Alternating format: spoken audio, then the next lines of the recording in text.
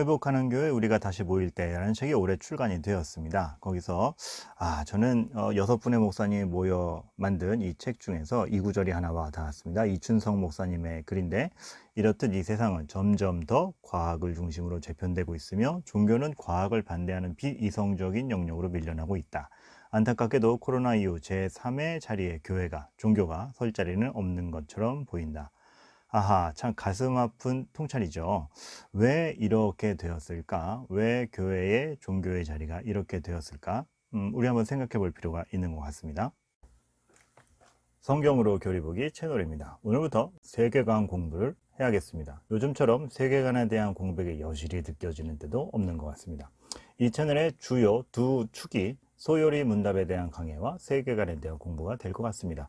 당초 소요리 문답을 배우는 데 있어서도 단지 교리적 정리, 사변적 논리가 아니라 이게 정말 성경을 기반으로 한 뜨거운 하나님에 대한 신앙 고백의 집결이 교리구나를 알려주기 위함이었습니다. 그런데 그것이 교리적 정리뿐만이 아니라, 그렇다면 이러한 진리의 기반을 다진 자가 어떻게 살아야 할까? 세계관으로 연결돼야 되고 아주 실제적인 적용이 우리 삶에 나타나야 되기 때문에 세계관 공부, 여기서 더듬다. 세계관 공부를 병행해서 가도록 하겠습니다. 유익하기를 바라고, 어떤 순서나 체계를 정해놓은 건 아닙니다. 그때 세계관과 관련해서 또 우리가 생각해 봐야 할 것에 대해서 좋은 자료가 있으면 그때 나눌 것입니다. 그런데 오늘 시작점은 이겁니다. 서두에서도 책의 인용에서도 보여드렸듯이 왜 이 시대의 종교는, 그리고 기독교는 비이성적인 영역, 주관적이고 개인적인 영역으로 밀려났을까? 왜 그러한 시대가 되었는가? 이 시대의 교회의 위치는 무엇인가? 거기부터 살펴보도록 하죠. 오늘은 공적인 차원에서 지금 교회의 위치와 상황이 어떤지를 좀 개념적, 역사적으로 살펴보도록 할게요. 왜냐하면 공적인 차원, 즉 믿지 않는 자들과 우리가 교집합으로 공통되게 누리는 삶의 터전의 영역이 분명히 있습니다. 그런데 그런 차원에서의 어떤 교집합을 많이 놓치고 있고, 그리고 이분법적인 개념을 많이 갖고 있는 부분이 있기 때문에 이 부분에 대한 교정, 그리고 이 부분에 대한 현실 인식을 먼저 하는 차원에서 출발해 보도록 하겠습니다. 자, 먼저 살펴볼 건 계몽주의입니다. 계몽주의를 살펴보는 건 굉장히 중요해요. 계몽주의는 먼저 뭔가요? 인간의 이성이 빛을 비출 때, 인간이 모든 능력이 이성의 빛을 비출 때 진정한 인간됨을 찾고 우리가 스스로 구원할 수 있다. 그런 개념으로 표현이 된 것이죠.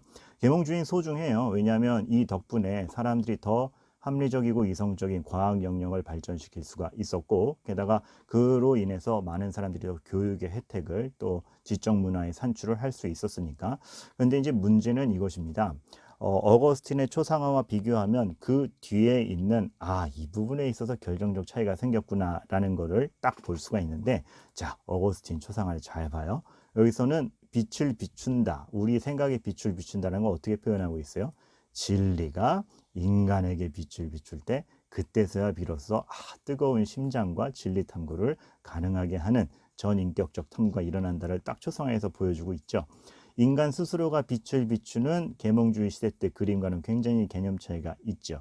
바로 이것입니다. 계몽주의의 가장 큰 특징은 그 자체로는 소중하고 인류 발전에 분명히 기여한 부분이 있고, 교회도 그에 대해서 혜택을 누렸으나 그 뒤에 사상에 있어서 하나님에게서 독립하자라는, 하나님으로부터의 독립, 하나님에 대한 부정이 그 기저에 깔려 있다는 게 문제입니다. 이전에, 계몽주의 이전의 시대에는 하나님이 중심에 있었고 하나님의 존재를 아주 전제적으로 인정을 했다라면, 계몽주의 이후의 시대는 이거죠. 그런데 그 하나님으로부터 독립하겠다, 중심엔 사람이 있고 이성과 합리를 통하여서 이 세상은 유지되고 우리는 발전과 구원을 만들어낼 수 있다. 바뀐 것이죠. 하나님 없이 우리의 이성과 합리로 우리 스스로 우리를 책임질 수 있다. 이렇게 되는 것입니다. 그래서 사람들아 깨어나라, 계몽되어 똑똑해져라, 이렇게 돼 가는 것이죠. 그 당시에 고전 연구가 많이 발전을 했던 이유도, 르네상스 때처럼 고전 연구가 많이 발전이 되었던 것도 성경을 대신할 인간의 권위를 찾아가다 보니 고전 연구가 발전이 된 것입니다. 그리고 많은 과학이 발달을 했죠. 하나님 없이 모든 걸 설명하고 하나님 없이 근원을 찾다 보니까 그러한 사조들이 일어났다라는 것을 우리가 보게 되는 것입니다. 그러니까 철저히 하나님에 대한 부정, 하나님에게서의 독립하고자 하는 의지가 굉장히 컸었어요. 왜 그렇게 하나님에게서 독립하고 싶었는가? 이런 생각을 해보게 됩니다. 하나님을 부정하고 싶은 건 인간의 어떤 고유의 타락이라고 설명할 수도 있지만, 그 이전의 교회의 실수들을 생각해 보면 교회가 하나님의 선한 권위를 가르쳤어야 돼요.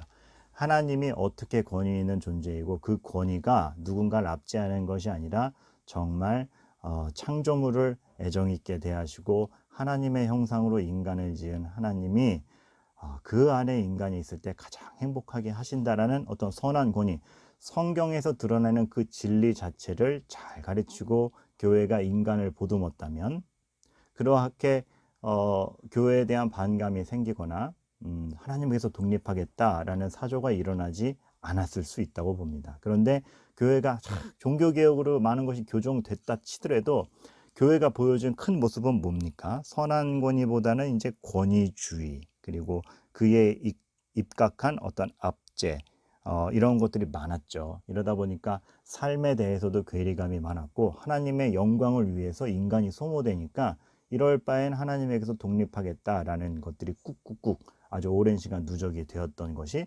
하나의 원인인 거죠. 권위의 차원에서 설명하자면 그런 것이 하나 둘이었겠습니까? 바로 이런 부분 아쉬워요. 이건 단지 하나님을 못 알아보고 하나님에게서 독립하는 인간은 악하다. 그 본연적 악함에서도 원인을 찾지만, 교회가 제 기능을 못하고 제대로 못 가르친 거에서도 우리는 원인을 찾을 줄 알아야 돼요. 겸손히. 참 안타까운 현실인 것이죠. 그러다 보니 그 이후에 사람이 세상의 중심이 되고 하나님에게서 독립하다 보니 하나님은 어디로 갑니까? 그냥 인간 세계, 하나님 자체는 인정하다 치더라도 인간 세계와 떨어진 그냥 말 그대로 하늘의 존재인 겁니다. 우리와 분리되어 있는 하늘의 존재. 그리고 비과학적 존재인 거예요. 어떤 합리적이고 이성적이고 연구 가능하고 우리에게 과학적인 거는 이렇게 이 땅에 현실로 남아있지만, 하나님 있다고 쳐. 근데 비과학적인 존재야. 이렇게 되는 거죠. 그러니까 신화가 되고 사실이 아닌 것이 됩니다. 가치에 있어서는 그래, 네가 믿으려면 믿어라. 그래, 너의 도덕성 안에서 그 종교를 믿으려면 믿어라. 가치의 영역에는 하나님이 있는데 사실은 아닌 거예요. 사실은 사람의 이성으로 연구될 수 있고 판단될 수 있고 우리가 보고 만질 수 있는 것만이 사실이지, 하나님은 그저 가치의 영역에만 머물러 있고 비과학적 영역에 머물러 있는 것으로 쫓겨나게 됩니다. 그리고 쫙 이분법적으로 사고가 점점점 갈라지게 되죠. 그러다 보니까 하나님, 교회, 종교 어떻게 됩니까? 평일의 공적인 삶의 영역에서 밀려납니다. 주일에 찾으세요. 뭐 주일에 찾는 거야 뭐라 그럽니까? 그러나 평일의 일터에서 하나님 찾지 마세요. 이번에 우리 회사에 어떤 더 많은 수익을 낼 수 있는 거에 대해서 안건을 내세요. 네, 물론 안건을 내야죠. 근데 거기에 안건을 낼 때 기도합시다. 야, 그건 너 가서 개인적으로 기도하고 빨리 좋은 안건은 따로 내. 공적인 영역에서 하나님의 이름을 뭘 한다라는 게 굉장히 점점 우스워지는 거고, 사실적 발언으로 취급 안 되게 되는 겁니다. 개인적으로 찾으세요. 주관적으로 되는 것이죠. 개인적 영역, 사적 영역에는 머무르지만 사실 공적인 영역에는 머무르지 못하게 된 것이 바로 계몽주의 이후에 하나님의 존재, 그리고 종교의 어떤 위치가 되는 것입니다. 그렇게 사람의 이성과 합리, 사람의 중심으로 사람이 최종 권위를 갖고 굳어진 근대 사회를 우리가 보통 모더니즘이라고 하죠. 하나님 없이 모든 것이 인간에게 권위가 몰린 채 과학적 사고방식과 이성과 합리로 만들어진 사회, 모더니즘 사회입니다. 그런데 이 모더니즘 사회도 직격탄을 맞는 큰 사건이 있으니 뭡니까? 1, 2차 세계대전. 하나님에게서 독립해서 사람 스스로 책임을 지겠다고 그렇게 많이 발전했는데 모든 사상과 기술이 모여서 일어나는 것 1, 2차 세계대전이야. 사람들은 다시 한번 거대한 허무감을 느낍니다. 그런데 이 허무감을 느끼면서도 다시 하나님께 돌아가진 않아요. 그 정도로 그때도 이미 교회가 교회다운 진리의 발언을 제대로 못하고 있었던 것도 원인이기도 하죠. 그러다 보니까 이제 이것마저 무시하는 겁니다. 야, 절대적 가치는 없다. 무엇에도 절대 권위는 없어. 라는 식의 생각과 사조들이 번지게 되는 것입니다. 하나님 없어. 하나님의 권위로부터 탈출했죠. 사람이 그 권위를 가져요. 그런데 1, 2차 세계대전 터져요. 여기도 소망 없네. 아, 권위라는 것 자체가 없네. 절대적이라는 것 가치가 없네. 신이든 사람이든 누가 절대적 권위를 갖건 간에 소망 없네. 이제 각자 자신의 가치대로 살아가.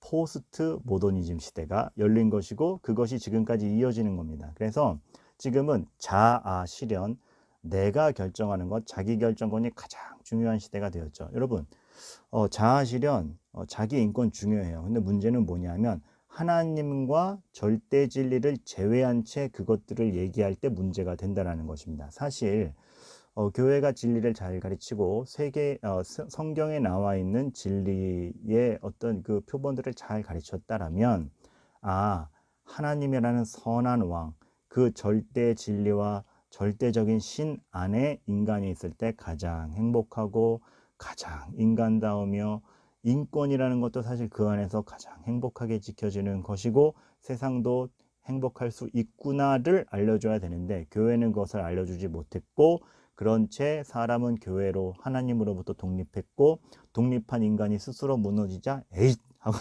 절대 가치 자체를 무너진 채로 이제 각자 자기 가치대로 자기 소견에 오른 대로 살아가는 시대가 됐는데 그게 바로 포스트 모더니즘의 기저에 깔린 상황입니다. 그리고 교회의 위치고 전 이런 생각을 해봐요. 이럴 때 교회가 혹은 그 과거라도 참 선한 권위, 하나님의 선한 권위에 대해서 잘 설명을 하고 누구보다도 합리적인데 그 합리성을 주신 분도 하나님이고 저 사람은 이 세상의 모든 것을 질서 있게 만드신 하나님의 뜻을 존중하다 보니 누구보다 합리적이고 상식적이구나를 실상 삶에서 본이 되어 보여주고 그리고 합리를 넘어서는 진리까지 보여주는 그랬다면 얼마나 좋았을까라는 생각을 해봅니다. 그러니까 믿지 않는 사람들이 볼 때도 저 사람은 지극히 상식적이고 너무 합리적이고 따뜻한 사람인 거예요. 그런데 때로는 이 세상의 눈으로 볼 때 합리적인 것을 뛰어넘어서도 사랑을 전하고 이 세상이 알 수 없는 가치도 얘기하고 있고 더 과감한 결단도 하는 걸 보이는 거예요. 저기에 뭐가 있는가? 저들이 믿는 하나님은 누군가? 이런 식으로 보였어야 된다는 것이죠. 그러니까 이건 다릅니다. 합리를 뛰어넘는다는 게 몰상식은 아닌 거예요. 초상식이죠. 상식을 만드신 분도 하나님입니다. 이 세상의 보편 질서의 주인도 하나님이기 때문에 우린 누구보다 상식적입니다. 그런데 그 상식적인 토대 위에서 그거보다 더 고급한 상식 위의 가치를 보여주는 게 바로 하나님의 천상의 질서요. 천국까지 이어지는 영원한 진리인 것이죠. 그러니까 우리는 너무 멋있는 거예요. 누구보다 합리적인데 그 합리를 뛰어넘는 더 멋있는 가치를 보여주는 그 토대 위에서 이런 식으로 되었어야 되는데 실수를 한다면 반대 모양은 이런 거겠죠. 선한 권위를 보여주는 것이 아니라 권위주의를 보여주는 거죠. 권위주의를 보여주는 거고 이 세상도 하나님이 만드셨기 때문에 믿지 않는 자들과도 함께 누리는 공통분모에서 우리가 더 뛰어나고 좋은 모습을 보여야 되는데 그 공통분모와 그 공통분모에서 섞이는 법을 잃고 우리만 이해하는 하나님의 뜻을 우리끼리만 누리는 거죠. 누군가 얘기했죠. 교회가 빛인데 가로등인데 어둠을 비치지 않고 가로등끼리 모여있다.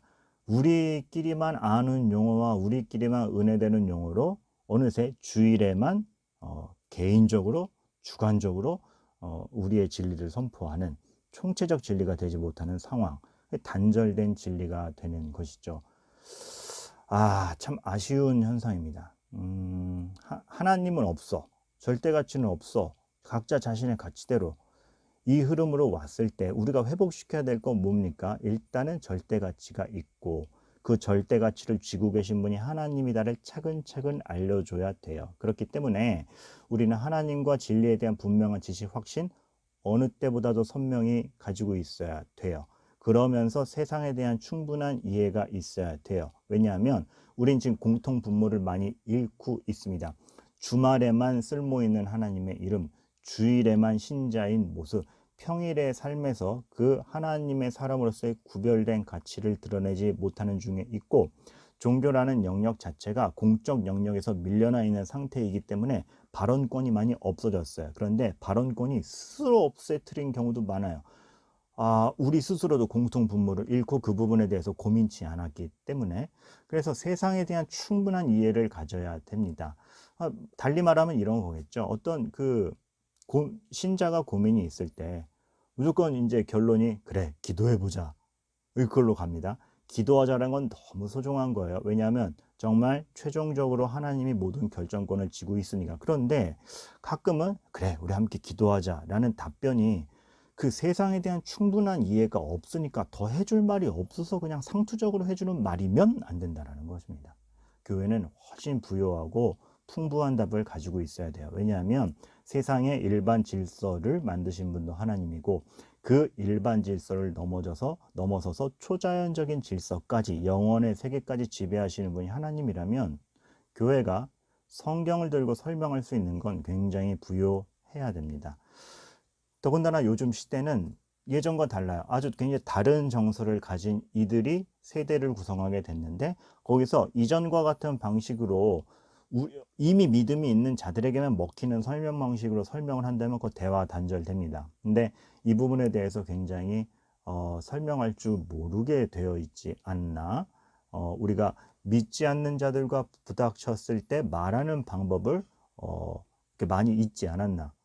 좀 그러니까 이젠 이러면 안 됩니다. 옛날엔 교회 안 나가 사탄아 물러가라 이렇게 교회를 안 나가는 남편, 가족에 대해서 사탄이라 이렇게 얘기하는 직격탄 먹히는 시대가 있었습니다. 근데 지금은 그렇게 되면 굉장히 설명어 대화하는데 어려운 시대가 되었다라는 거. 우린 부요한 설명 가져야 되는 것입니다.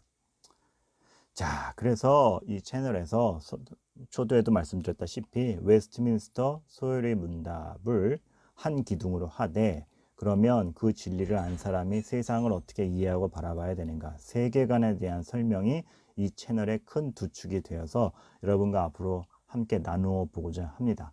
지금 교회는 굉장히 구석탱이로 밀려있는 시대에 살고 있고, 우리는 굉장히 세상을 이해하고 세상과 대화하는 법, 그것이 세상과 타협하자가 아니라 빛과 소금으로 세상 안에 존재해서 하늘의 진리를 선포해야 되는데, 그 대화법과 설명 방식, 고민, 공백 기간이 너무 많고 단절되어 있어요. 이러할 때에 오히려 코로나 시대가 전환기가 되는 것 같습니다. 안 하던 고민을 본질적으로 하게 되었고 새로운 적응들을 하게 하니까 한번 이러한 부분 차근차근 때마다 고찰했으면 좋겠다라는 생각이 듭니다.